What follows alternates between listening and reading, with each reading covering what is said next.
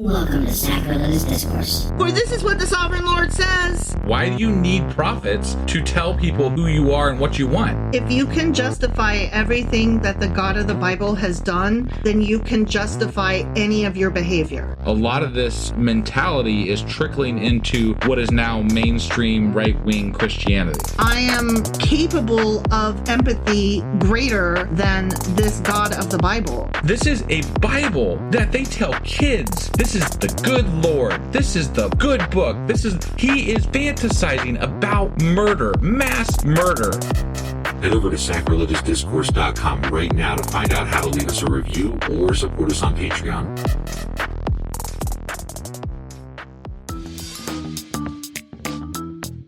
Hey there, sinners and saints. It's your favorite Bible-bashing duo from Sacrilegious Discourse, and we need your help. That's right, folks. We're raising funds for some heavenly equipment and a studio that doesn't sound like it's in the depths of hell. Our current setup, let's just say it's more apocalypse than audiophile. So if you want to hear us dissect the Bible without the background noise of demonic squirrels, chip in a few bucks. We're aiming for $5,000 to upgrade our audio and build a studio worthy of blasphemous banter. Donate today and help us spread the good word of atheism. You can find a link right on our homepage, sacrilegiousdiscourse.com. Every dollar counts. Even if it's from your collection plate.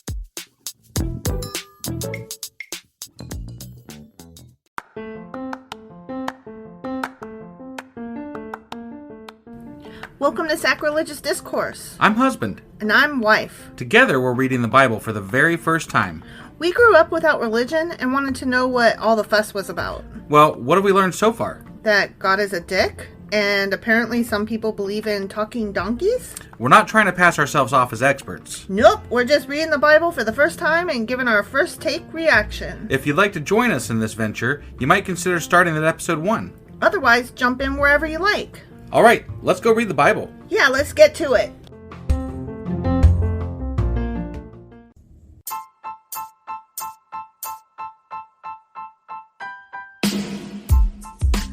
Hey, wife. Yes, husband. Did you know that we are now on Patreon? Yes, because you told me, but also, no, tell me more. So we're on Patreon now. Are we? We are, and our supporters can go there and support us, and we have multiple levels all the way up to You Killed God. That sounds really drastic and escalated quickly-ish. Well, no, there's multiple levels before there, so it escalates on a sliding scale of, cheap to not cheap. Oh. But, we can definitely use any amount, so, any support is always appreciated. So, what exactly is Patreon? It's a place where you can show your support for our podcast. And just our podcast? Any podcast or any performer.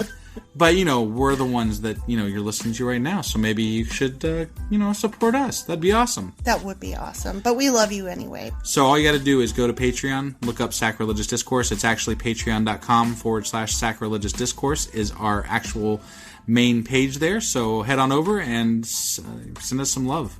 Yeah.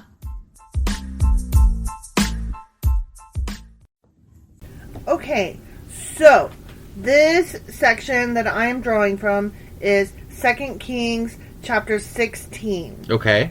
And the question was, why did Ahaz copy the altar he saw in Damascus? Okay, yeah. Remember he went there? He and loved was that like, thing, yeah. It is so cool. And so he gave his guy exact measurements and was like, right, hurry up, go home and make this shit. Got to have me one. Gotta have it. Yeah. This is the coolest altar I ever saw. Right. And then his builder guy had it all set up so that when Ahaz got back home, it was already there. Yeah. Yeah.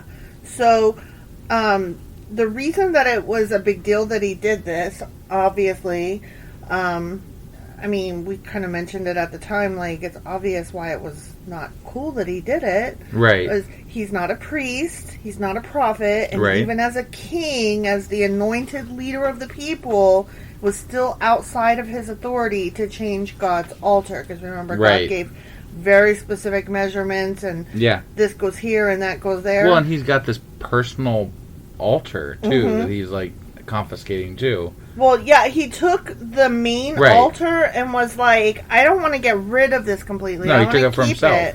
Yeah, he moved it, put that one in the corner. I'm still going to use it. Right, it's crazy. Yeah. Wow. So, what I had suggested at the time was he probably was doing this as like a business deal, because remember, he had just got help from this guy. Okay. And instead of turning to God and saying, "Oh my goodness, please help us," he turned to him and was like, "Can you like help us, and I'll give you all this gold and whatever." Sure. And the guy was like, "Sure." Right. And then so Ahaz was like, "Awesome, thanks." And then went and visited him, and that's when he was like, "Whoa, your altar's so cool."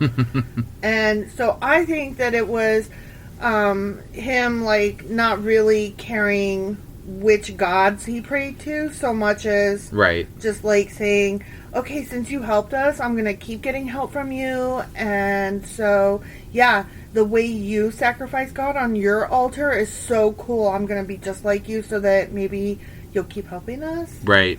But the historical likelihood of the Assyrians wanting to affect the cult of a vassal is remote, especially when that change does not also involve the worship of Assyrian deities. So he wasn't actually worshiping their gods. He was just emulating, going through the motions, and still doing his own god. Okay. But on their type of altar. Okay. Ahaz's innovation may be explained simply as an attempt to be current with the Aramaic,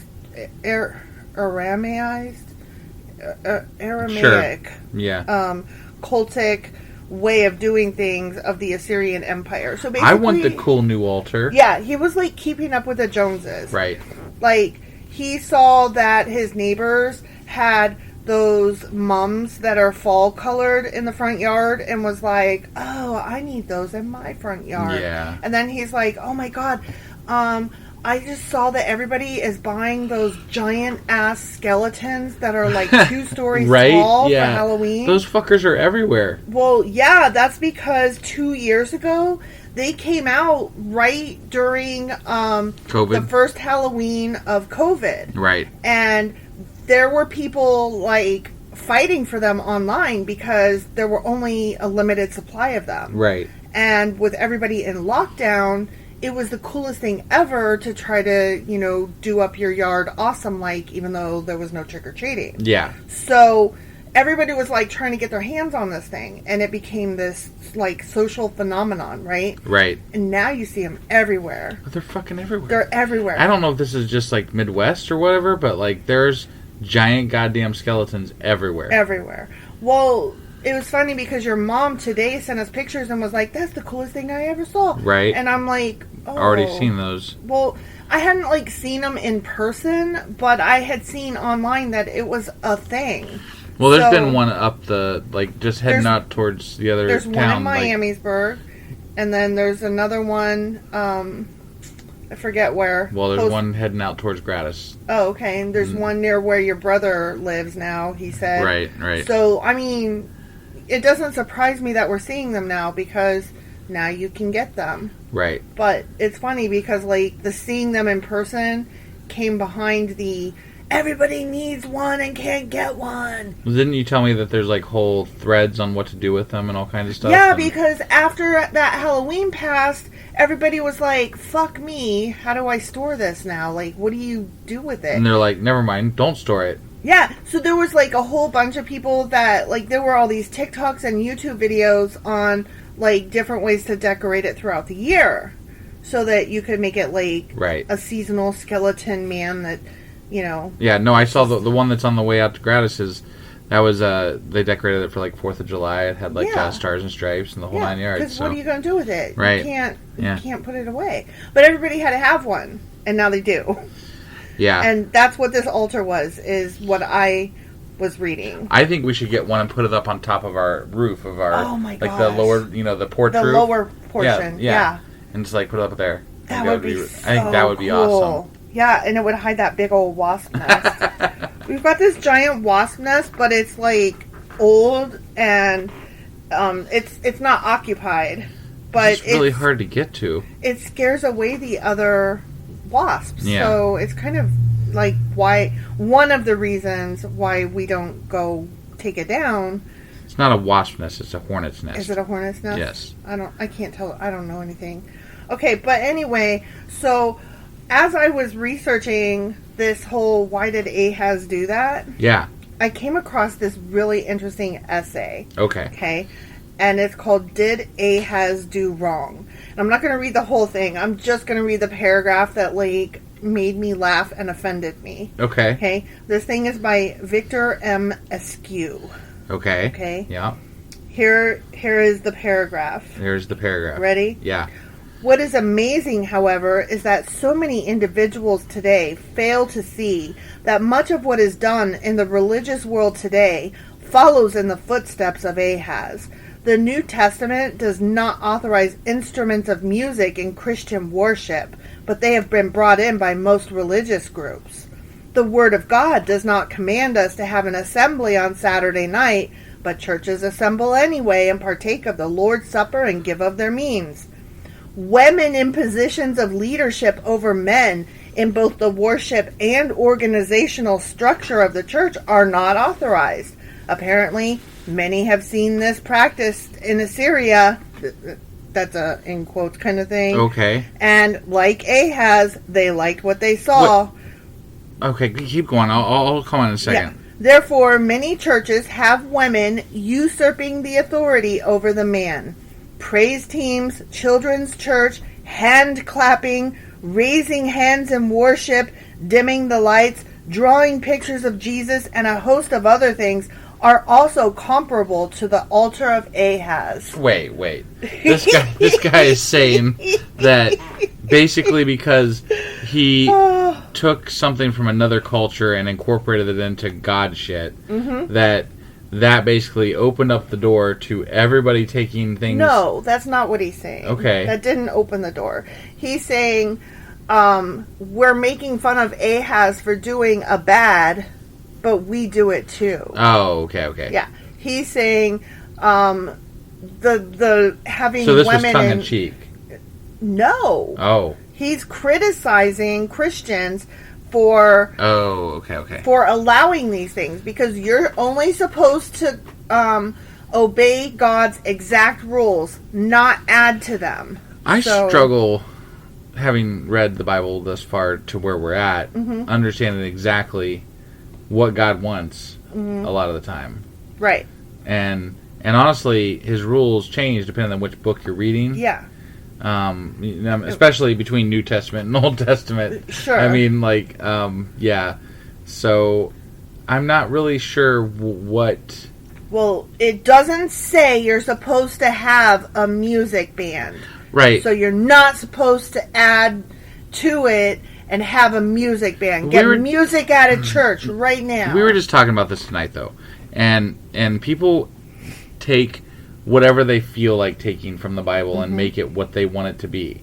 So if there's certain things in the Old Testament that they want to not like, they take those things. And if there's other things that they like in the New Testament, they take those and make them. Like, God's this loving, wonderful person who forgives everybody. But, when it comes to the LGBTQIA plus community, fuck them. They're not okay. That's not okay. They're going to burn in hell. They're choosing a devious, a life of deviant action. And I'm going to judge them right now, here now. Because I'm a Christian and I can. Yeah, God damn it. Right. Fuck those kids. It's just so stupid. Yeah, it is. And that's not the only example. That's the one glaring because, it's the one that, in my opinion, is one of the more detrimental ones to society that people actually believe and stand behind. I'm like, wait, you can't tell me that you love Jesus and then also tell me that you hate people. Right. That's not okay. That's not the way it works. That's not okay. I know. I think I have this rant like once every 2 weeks. You do. So you do. I'm gonna refrain somewhat here, but it pisses me off. That's all. No, I am right there with you. But this particular thing was about A, keeping up with the Joneses, and B, the essay was in keeping up with the Joneses. You're not only doing wrong. You're doing wrong by adding more to God's word than what you're supposed to do. So women are not supposed to have leadership roles. Whatever. Yeah. And there's not supposed to be singing and dancing in church. And I'm like, that's one of the Did you better guys see parts David? of it. Fuck, man. David was dancing ding Naked, dong naked. right? So Yeah. get the fuck out of here. You don't even know your own Don't tell me fucking God rules. doesn't like dancing. He likes watching naked dancers. Yeah. On top of that. So that was the altar.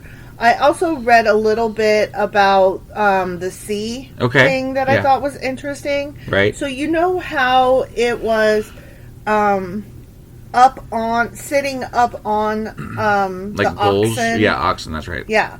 So there was actually a reason for that, which I didn't realize. We didn't realize as we were reading it because it's not spelled out. Okay. But the oxen are representative of God's power and something about cleanliness and how it's lifted off the ground and it rests on God.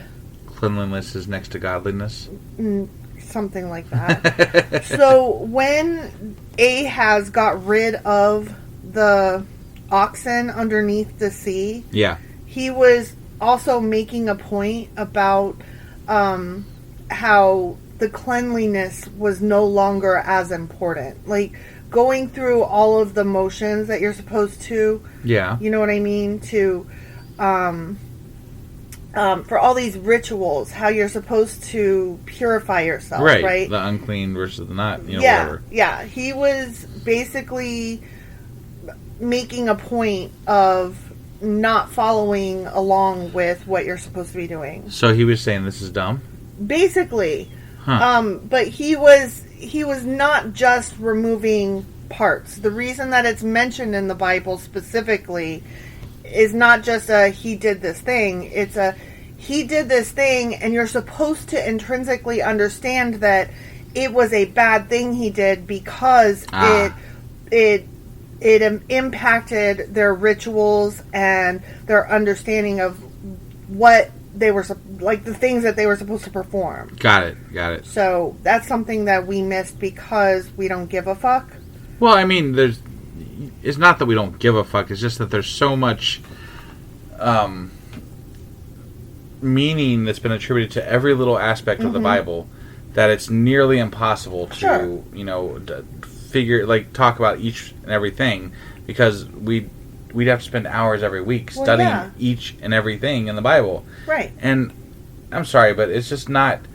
I want to know what the Bible says. I want to know what it says, and I want to know, enough about it that I can speak intelligently about it. Yeah. Now, when if I find something out like this, it's fun to find out more. Yeah. But I'm not going to go down every goddamn rabbit hole because we would never get out of it. Right.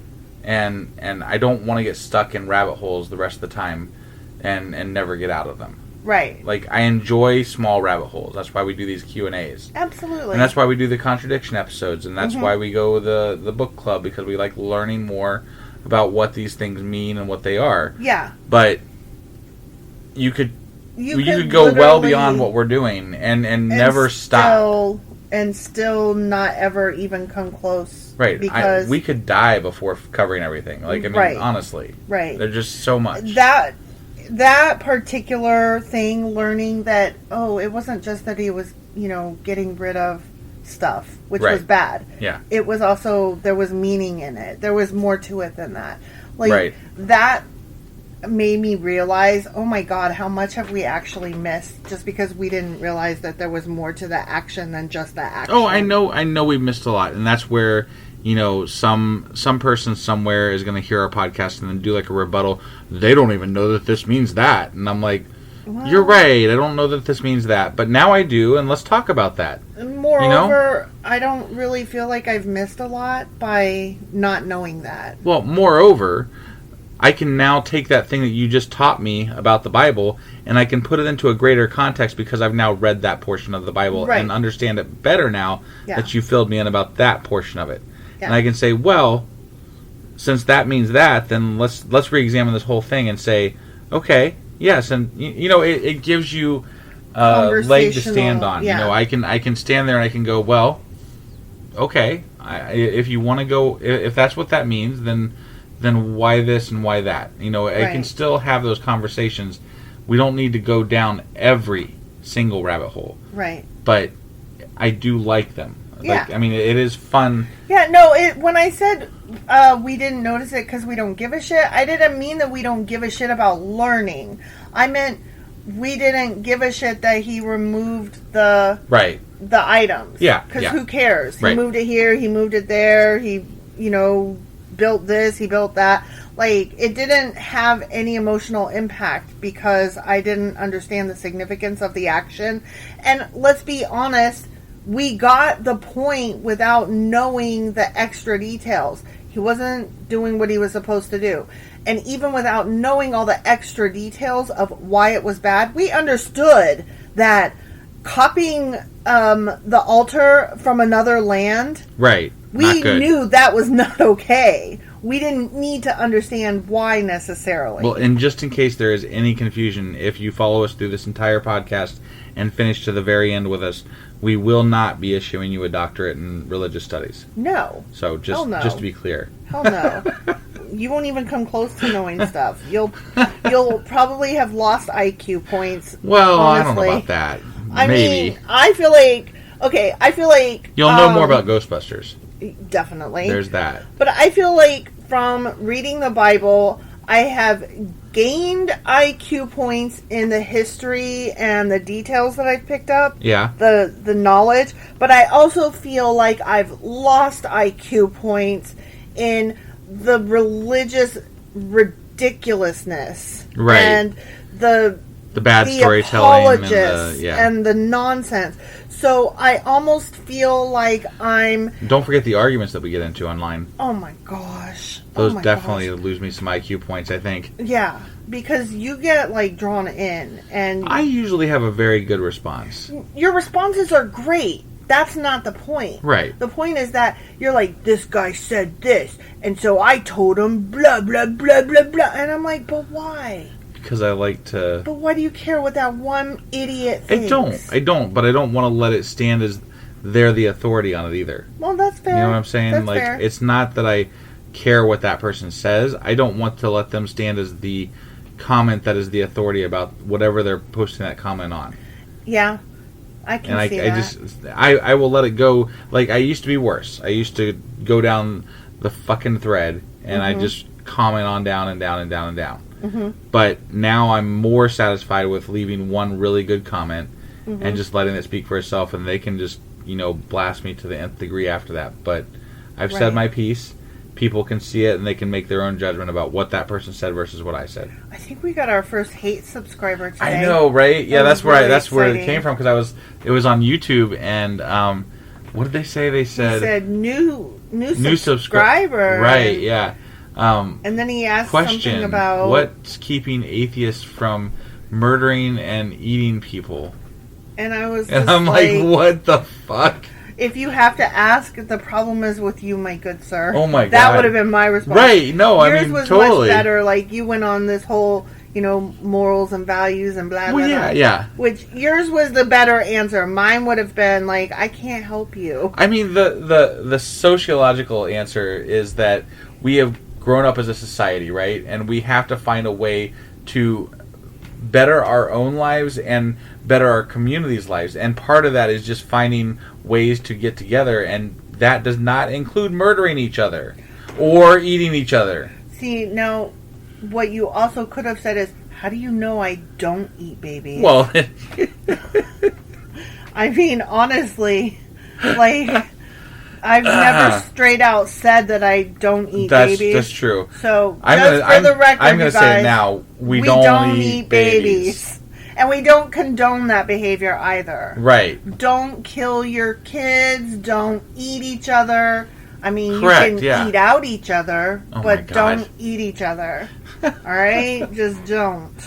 I even said it to the person. I was like, I hate this question. It's such a stupid question. Stupid.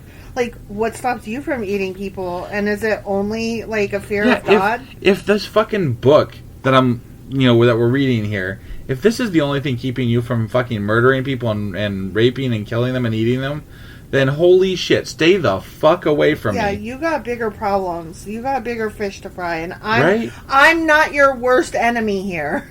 Like, I promise you.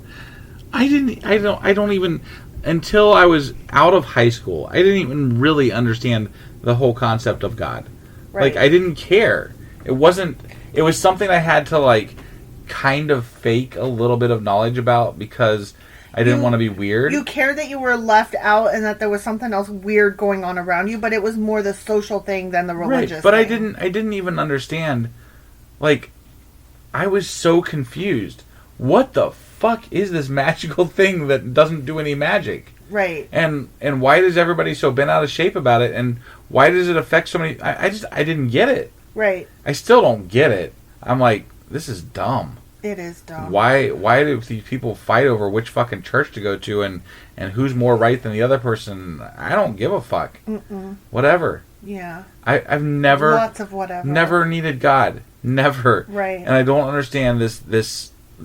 I've never fought for the side of atheism before we started this podcast. Mm-hmm. So I never knew that these things got said to atheists. Right, really. yeah. Like, I've always just kind of kept it quiet that I was an atheist, you know? But now that I'm, like, out there in the community, I'm like, wow, people say some really fucked up shit. I had no idea that Christians actually think that atheists eat babies. Right? Like, and I'm like, have you read your own book? Y'all are the ones eating babies. Right. My goodness. Yeah, it's true. Wow. It just blows me away. Every time they open their mouths about something they think that we do and what we stand for, I'm like, you have no idea what it's like to be a human. Right. Like, none. Yeah. Yeah. And I'm going to say this, too. Like, there's a lot of people that we talk to that have come from religion into atheism. Mm-hmm. And I fully, fully respect that. Like, and even friends that we know that have done the same thing. And it's like, that's amazing, and it's a long journey, and I get that at some point you were like these other people saying these things. It just boggles my mind as a non-believer and lifelong non-believer how you get to that point ever. Right. And I know it's about indoctrination. I know it's about more than, whatever, but it's hard for me to understand. And I still struggle with people that say these things to me because I'm like, I don't get it. Like, is that for I'm like, real? are you for real? Like, is that what you really think? Do you remember when we first got doing this and somebody would say one of these things to me and I would just like laugh thinking it was a joke. Right. Like, literally thought it was a joke. Yeah. And I'm like, oh wait, no, they're fucking serious. They really. I'm like, they really you. just said that shit. Yeah. And I'm like, it's so. I'm out of words. People are just weird and dumb. They really are. That's what it comes down to. Yeah. But that was the Q&A for today. Yes. We're going to wrap that up then. We're going to wrap that up. All right. Well, put a big fat bow on it. We will be back tomorrow with Sacrilegious Book Club and the weekly wrap up. Yes, and then Monday we'll be back with the 21st episode type thing. Yes, 2 Kings chapter 21. Yeah, that one. All right, we'll see you guys. Bye.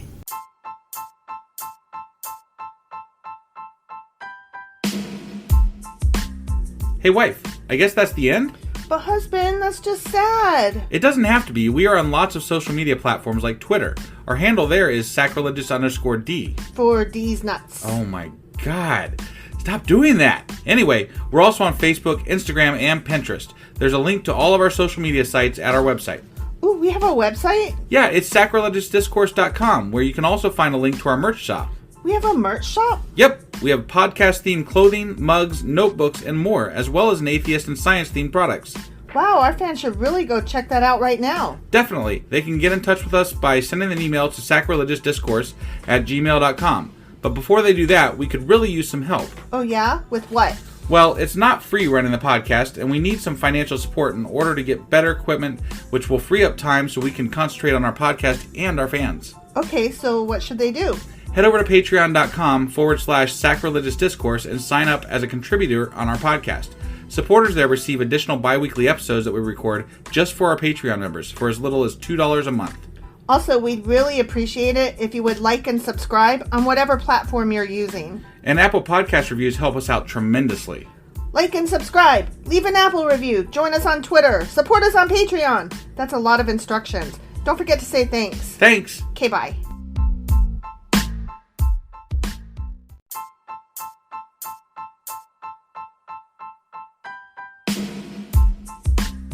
Hey, wife, I guess that's the end?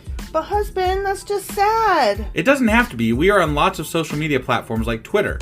Our handle there is sacrilegious_D. For D's nuts. Oh my God. Stop doing that. Anyway, we're also on Facebook, Instagram, and Pinterest. There's a link to all of our social media sites at our website. Ooh, we have a website? Yeah, it's sacrilegiousdiscourse.com, where you can also find a link to our merch shop. We have a merch shop? Yep, we have podcast-themed clothing, mugs, notebooks, and more, as well as an atheist and science-themed products. Wow, our fans should really go check that out right now. Definitely. They can get in touch with us by sending an email to sacrilegiousdiscourse@gmail.com. But before they do that, we could really use some help. Oh yeah? With what? Well, it's not free running the podcast, and we need some financial support in order to get better equipment, which will free up time so we can concentrate on our podcast and our fans. Okay, so what should they do? Head over to patreon.com/sacrilegiousdiscourse and sign up as a contributor on our podcast. Supporters there receive additional bi-weekly episodes that we record just for our Patreon members for as little as $2 a month. Also, we'd really appreciate it if you would like and subscribe on whatever platform you're using. And Apple Podcast reviews help us out tremendously.